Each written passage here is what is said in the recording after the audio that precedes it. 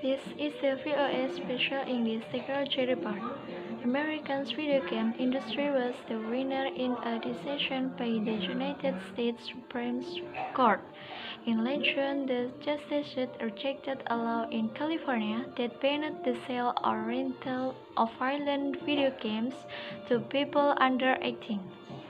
They said the 2005 law violated the free speech guarantee in the First Amendment to the Constitution. The vote was 7 to 2.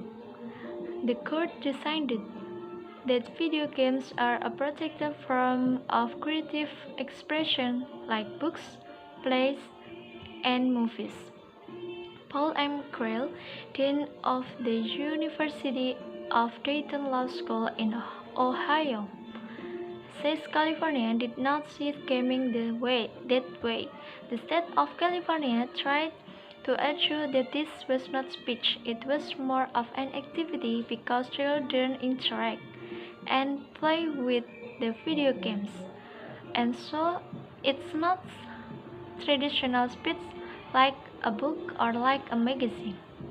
California lawmakers argued that violent games were especially harmful to children, but the court said they were no more harmful than the violence in other forms of media. Justice Antonin Scalia wrote the majority opinion.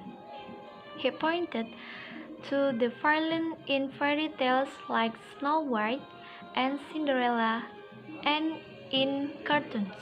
Professor McCrill says the court sees its job as only to decide what is and is not legally protected speech. We don't want to get the Supreme Court into making fine distinctions about what is better than others, because that will lead us down a slippery slope. Once you start deciding that, what's to stop the government from saying that, for example, Grimm's fairy tales themselves are too violent, or that particular book should be banned?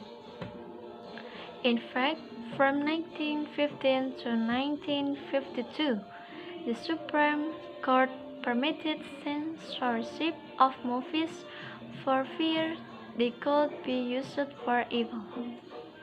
Today, the film and music industries have voluntary rating systems, and so does the video game industry. For example, extremely violent games are rated M for mature. These are meant for ages 17 and older. Only 5% of the more than 1,600 games rated last year were rated M.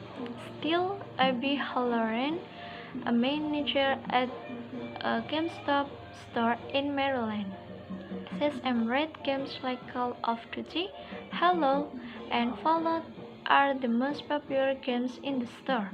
She says parents have to give their permission for children to buy M-rated games. But the majority of the time when we tell them what's in it, they don't. For VOA Specialist English, I'm Mary Ryder.